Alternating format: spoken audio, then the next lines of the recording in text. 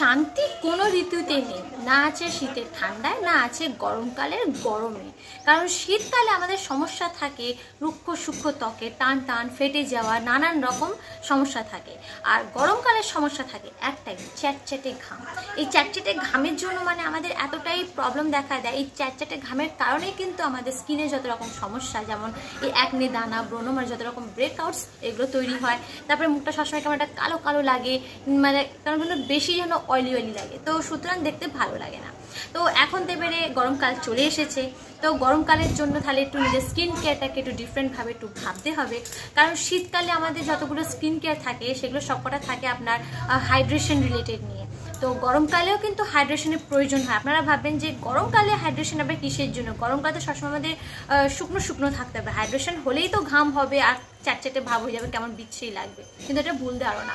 গরমকালে হাইড্রেশন থাকলে কি হবে, যে অয়েল সিক্রেশনটা হবে। যেহেতু আমি আগের ভিডিওতে আমি বলেছিলাম বডি কেয়ার পার্ট 5-এ যে কেন আমাদের হাইড্রেশন থাকা উচিত, কারণ যখন বডি এক্সেস অয়েল সিক্রেশনে এটাকে রেগুলেট করে, কন্ট্রোল করে, এক্সেস অয়েল প্রোডাকশন হতে দেয় না। তো এই কারণে গরমকালেও কিন্তু হাইড্রেশন রাখতে হয়। কিন্তু এই যে হাইড্রেশনের যে ফর্মুলা থাকে, শীতকালে প্রোডাক্টের ফর্মুলাটু আলাদা থাকে আর গরমকালে কিন্তু ফর্মুলাটু আলাদা থাকে। গরমকালের সময় আমরা যতগুলো প্রোডাক্টগুলো আমরা ব্যবহার করি, আমাদের মাথায় রাখতে হবে কয়েকটা জিনিস।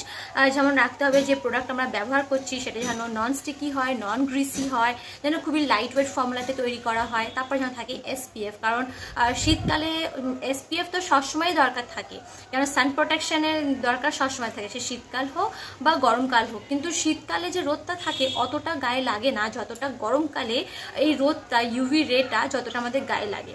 তো SPF এর দিকে আমাদের লক্ষ্য রাখতে হবে। তারপর লক্ষ্য রাখতে হবে যে ইনগ্রিডিয়েন্টসটা, মানে এমন একটা ইনগ্রিডিয়েন্টস হয় সেটা যেন একটা কুলিং এফেক্ট থাকে। যেমন সবথেকে কুলিং এফেক্টের মধ্যে সবথেকে বেস্ট যেটা হচ্ছে সেটা হচ্ছে অ্যালোভেরা। কোনো প্রোডাক্টে যদি অ্যালোভেরা থাকে তাহলে সেই সব প্রোডাক্টগুলো ব্যবহার করতে হবে। এবারে কথা হলো, আমাকে একজন রিকোয়েস্ট করেছিলেন যে ভ্যাসলিনে যে বডি লোশনটা হয় এইটা কোনটা আমরা দিনের বেলা ব্যবহার করব, কোনটা আমরা রাতে ব্যবহার করব।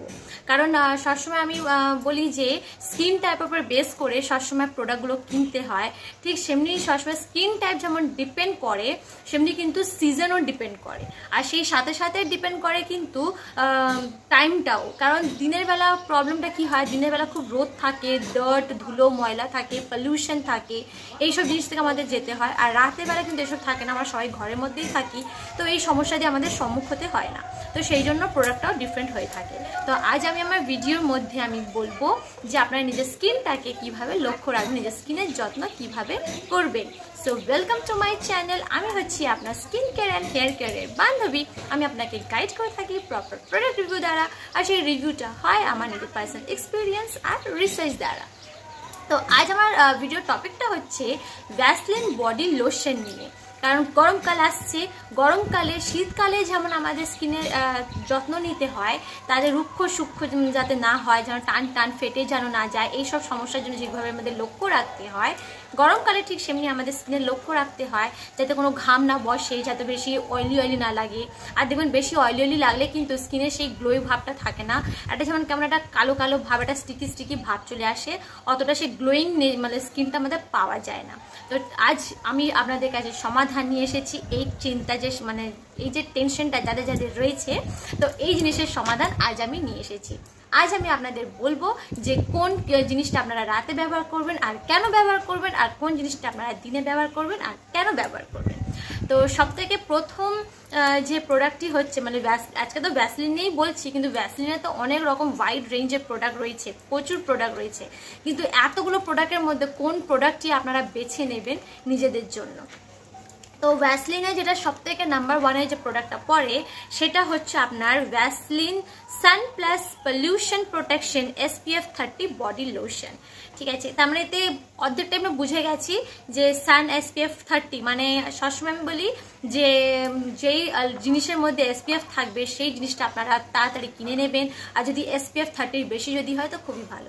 তো এই লোশনটা কিন্তু সানস্ক্রিন না, কিন্তু এই লোশনের মধ্যে SPF 30 রয়েছে, মানে এইটা ব্যবহার করলে আপনাদের সানস্ক্রিন ব্যবহার করতে লাগবে না, এই প্রোডাক্টটাই যথেষ্ট। প্লাস পলিউশন প্রোটেকশনও রয়েছে, কারণ দিনের বেলাতে পলিউশনের সমস্যাটা বেশি থাকে, ধুলো ময়লা যত রকম ডার্টস পলিউশনগুলো বেশি থাকে।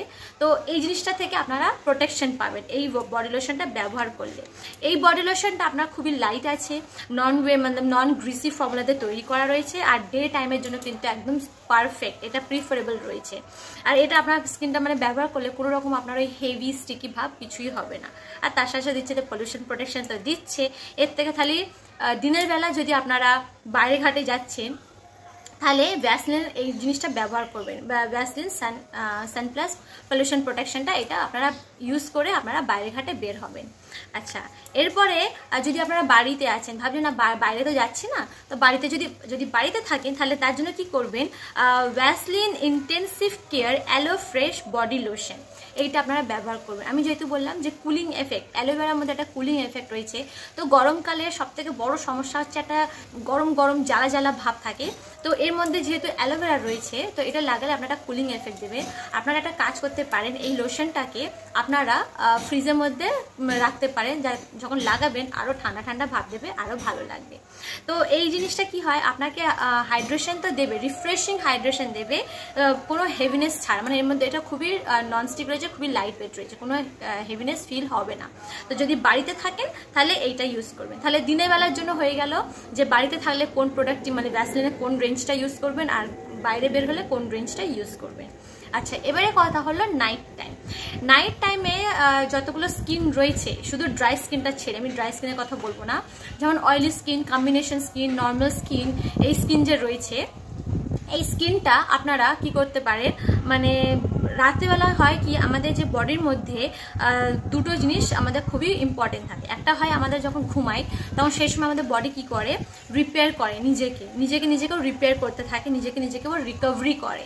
আর যেটা হাইড্রেশনটা হচ্ছে সেটা তো এমনিতে নর্মাল যে ত্বকগুলো যে আমি বললাম, যতগুলো স্কিনগুলো বললাম ড্রাই স্কিন ছাড়া, এইগুলো কি হয় আপনার কি বলে নিজে ও হাইড্রেশন করতে থাকে। কারণ যতক্ষণ সারাদিন ধরে আমাদের জল খাচ্ছে, আর গরমকালে জল বেশি খাওয়া প্রয়োজন, তো এই যে জলগুলো খাচ্ছি, তারপর আমাদের যে এই সিবিউন থেকে যে অয়েলগুলো বের হচ্ছে, তো এর ফলে আমাদের বডিটা রাত্রে যখন ঘুমানোর সময় তখন আমাদের অটোমেটিক বডি নিজেকে রিকভার করতে থাকে।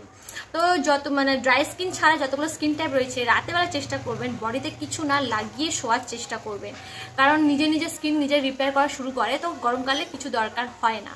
কিন্তু যাদের ড্রাই স্কিন রয়েছে, ড্রাই স্কিনের সমস্যা কোনোদিনই শেষ হয় না। গরমকালে এত গরম মানে ঘাম ওয়েদারে এত গরমের মধ্যেও এনাদের স্কিন, এই যে ড্রাই স্কিন হয়, এই স্কিনটাও টান থাকে, ফেটে যায়। তো তাদের জন্য রইল Vaseline intensive care nourishing moisturiser lotion, এটা থাকলো। এটা দুটো রেঞ্জে পাওয়া যায়, একটা নর্মাল রয়েছে আর একটা রয়েছে ল্যাভেন্ডার রেঞ্জে রয়েছে। তো দুটোর মধ্যে যে কোনো একটা আপনারা ব্যবহার করতে পারেন।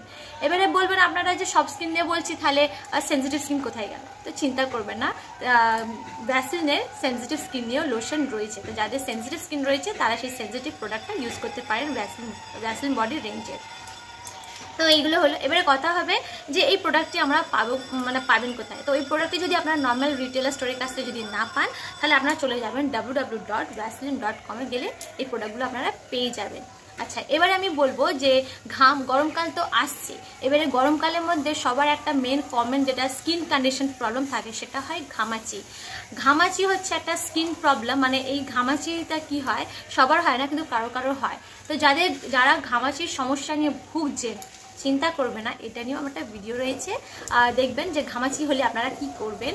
এই ভিডিওটা তাড়াতাড়ি আপনারা দেখে ফেলুন, আর পুরো গরমকালটা আপনারা বিনা ঘামাচি ছাড়া থাকুন, নিজেকে হ্যাপি রাখুন। So thank you for watching my video. Bye bye friends.